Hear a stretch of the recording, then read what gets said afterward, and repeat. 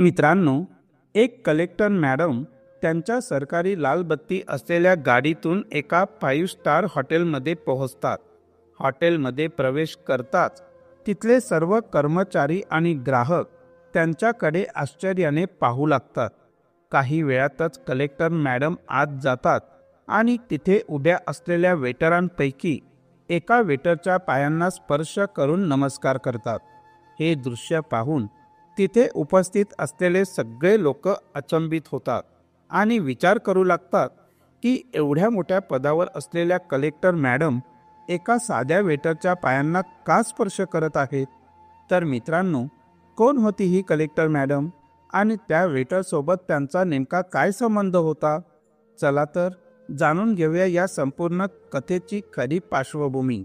एका लहानशा गावात एक कुटुंब राहत होतं. पती, पत्नी आणि त्यांची एक छोटी मुलगी. पतीचे नाव अनमोल होते. तो रोजंदारीवर मेहनत करून आपल्या कुटुंबाचा उदरनिर्वाह करत होता. मात्र दुर्दैवाने त्याची पत्नी एका आजाराने अचानक निधन पावते. त्यामुळे घरात अनमोल आणि त्याची 4 वर्षाची मुलगी एवढेच उरतात. अनमोलच्या कुटुंबातील लोक त्याला दुसऱ्या लग्नाचा सल्ला देतात, पण आपल्या लहान मुलीच्या भविष्यासाठी चिंताग्रस्त असलेल्या अनमोलला तो निर्णय मान्य नसतो. तो म्हणतो, मी पुन्हा लग्न करणार नाही. दुसरी पत्नी कशी असे, ती माझ्या मुलीशी कसं वागे हे माहीत नाही. मी स्वतःच तिच्या संगोपनाची जबाबदारी घेईन. अनमोल आपल्या मुलीला राधिकाला खूप प्रेमाने वाढवतो.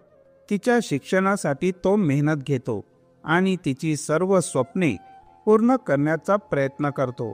काळ पुढे सरकतो आणि राधिका आता 10वीच्या वर्गात पोहोचते. एके दिवशी अनमोल राधिकाला म्हणतो की बेटा, जर तू 10वीत चांगले गुण मिळवलेस तर मी तुझी एक इच्छा पूर्ण करेन. हे ऐकून राधिका आनंदी होते आणि विचारते, खरंच बाबा? मग तुम्ही माझी एकच इच्छा पूर्ण करा. मला फक्त एका 5 स्टार हॉटेलमध्ये जाऊन डोसा खायचा आहे.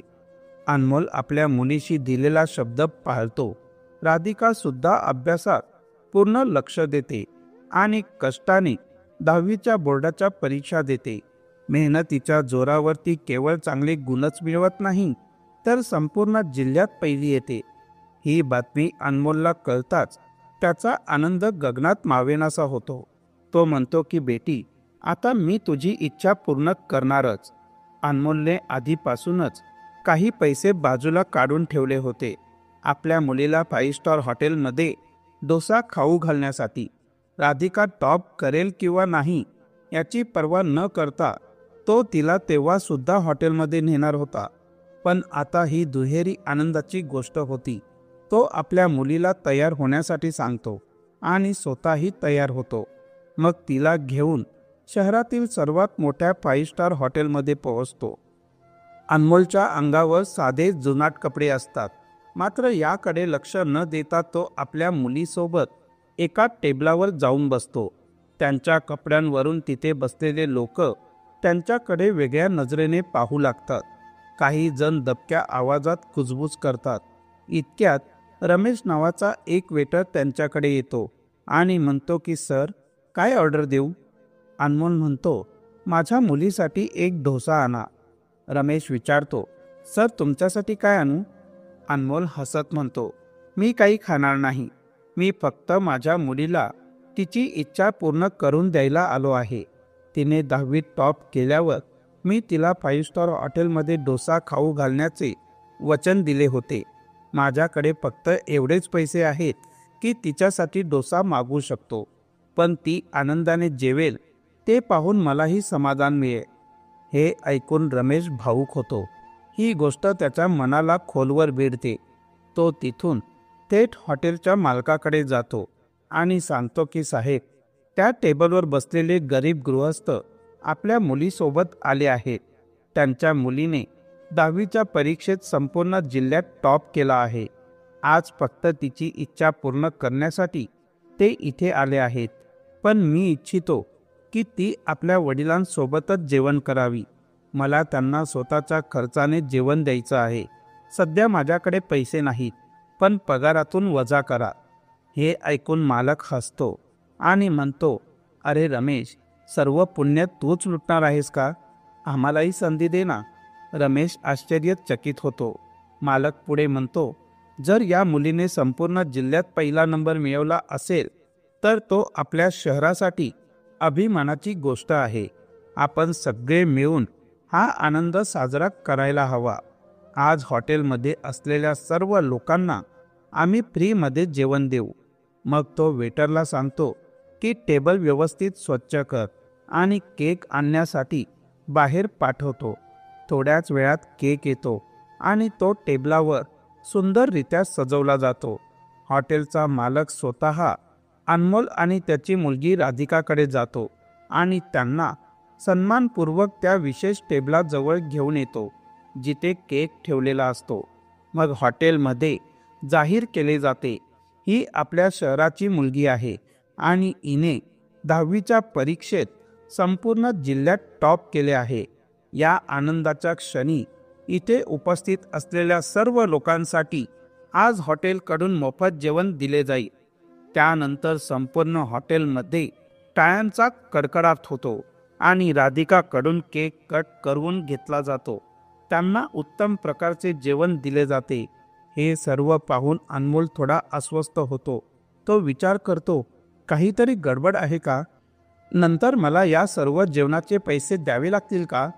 कारण त्याच्याकडे फक्त इतकेच पैसे होते की त्याने आपल्या मुलीला डोसा खाऊ घालू शकला असता. तो लगेचच वेटरकडे जातो आणि म्हणतो, अरे भाऊ, माझ्याकडे इतके पैसे नाहीत. मी काही खाणार नाही. फक्त माझ्या मुलीसाठी डोसा मागवला होता. त्यावर वेटर रमेश त्याला सांगतो, काका, काळजी करू नका. मी ही गोष्ट हॉटेलच्या मालकाला सांगितली आणि त्यांनीच हे सर्व अरेंजमेंट केले आहे. ते म्हणाले, जर आपल्या शहराच्या मुलीने संपूर्ण जिल्ह्यात टॉप केले असेल तर हा आनंद आपल्यालाही साजरा करायचा आहे. तेवढ्यात हॉटेल मालकही तिथे येतो आणि संपूर्ण गोष्ट अनमोलला समजावून सांगतो. हे ऐकून अनमोलच्या डोळ्यातून अश्रू येतात. तो थरथरत हात जोडतो आणि हमसून रडू लागतो, कारण त्याने कधीही कल्पना केली नव्हती की त्याच्या गरीब मुलीच्या यशासाठी एवढा मोठा सन्मान केला जाईल, तोही एका 5 स्टार हॉटेलमध्ये. संपन्न लोकांकडे दया नसते अशी समजूत त्याने नेहमीच ऐकली होती, पण आज त्याचा हा गैरसमज पूर्णतः चुकीचा ठरला होता. मग अनमोल आपल्या मुलीसोबत आनंदाने जेवतो. हॉटेल मालक त्यांना भरपूर मिठाई देतो आणि म्हणतो, तुमच्या मुलीने टॉप केला आहे तर ही मिठाई तुमच्या परिसरात वाटून टाका. सगळ्यांना कळू देत की त्यांच्या परिसरातील एका मुलीने किती मोठं यश मिळवलं आहे. हे सर्व पाहून राधिकाच्या मनावर खोल परिणाम होतो. तिला जाणवते की तिने थोडी मेहनत केली आणि तिच्या मेहनतीचं इतकं मोठं फळ तिला आज मिळालं. सर्वजण तिचा सन्मान करत होते, तिच्या कर्तृत्वाची प्रशंसा करत होते. तिची नजर हॉटेल मालक आणि वेटर रमेशवर जाते आणि त्यांच्या माणुसकीने तिला भावुक करून टाकलं. तिच्या डोळ्यात पाणी तरळतं, पण ती स्वतःला सावरते आणि आपल्या वडिलांसोबत घरी परत जाते. घरी गेल्यावर ती मिठाई संपूर्ण परिसरात वाटल्या जातात. सर्वजण राधिकाचं कौतुक करतात, अनमोलचं अभिनंदन करतात. राधिका मनात ठरवते, आज जे काही माझ्यासोबत घडले ते केवळ माझ्या शिक्षणामुळेच. मी अजून जास्त मेहनत करेन, आणखी मोठं यश मिळवेन आणि एक उत्तम स्थान मिळवेन. त्याचसोबत तिच्या मनात हॉटेल मालक आणि रमेश यांच्या चेहऱ्यांची छबी स्पष्ट राहते. जेव्हा ती मोठी होईल तेव्हा मीही कुणासाठी तरी असंच काहीतरी चांगलं करीन, असा निर्धार ती मनाशी करते. हळूहळू वेळ जातो आणि त्यासोबतच राधिका तिच्या शिक्षणावर लक्ष केंद्रित करत होती. ती अभ्यासात अत्यंत हुशार होती, त्यामुळे तिची मेहनत फळाला आली आणि अखेर ती जिल्हाधिकारी झाली. जिल्हाधिकारी होताच तिने लगेच वडिलांना फोन केला आणि आनंदाने सांगितले, बाबा, तुमची मुलगी आता जिल्हाधिकारी झाली आहे. हे ऐकून तिचे वडील आनंदाने उड्या मारू लागले, अगदी तसंच जसं ते तिच्या 10वीच्या परीक्षेत संपूर्ण जिल्ह्यात प्रथम आल्यावर आनंदित झाले होते, तेव्हा तिचे वडील अनमोल तिला म्हणाले, बेटा, ही खूपच आनंदाची गोष्ट आहे. आता सांग, तुला काय हवं आहे? वडिलांचे हे शब्द ऐकताच राधिकाच्या मनात जुन्या आठवणी ताज्या झाल्या. 10वी उत्तीर्ण झाल्यानंतर घडलेल्या काही प्रसंग तिला आठवले. विशेषतः तो दिवस जेव्हा तिला एका हॉटेलमध्ये जेवायला नेण्यात आले होते. त्या हॉटेलच्या मालकाने आणि वेटरने अगदी मनापासून तिचे स्वागत केले होते. ती स्वतःशीच विचार करू लागली, आज मी जिल्हाधिकारी झाले आहे, पण त्या लोकांना भेटणे माझ्यासाठी खूप महत्त्वाचे आहे. कारण जर त्यांनी माझे कौतुक करून मला प्रोत्साहन दिले नसते तर मी कदाचित इतक्या मेहनतीने अभ्यास केला नसता आणि हा टप्पा गाठू शकले नसते. कालांतराने तिचे प्रशिक्षण पूर्ण झाले आणि तिची नियुक्ती एकाच शहरात झाली. पोस्टिंग मिळाल्यावर राधिकाने आपल्या सरकारी गाडीत बसून थेट त्या 5 स्टार हॉटेलकडे धाव घेतली.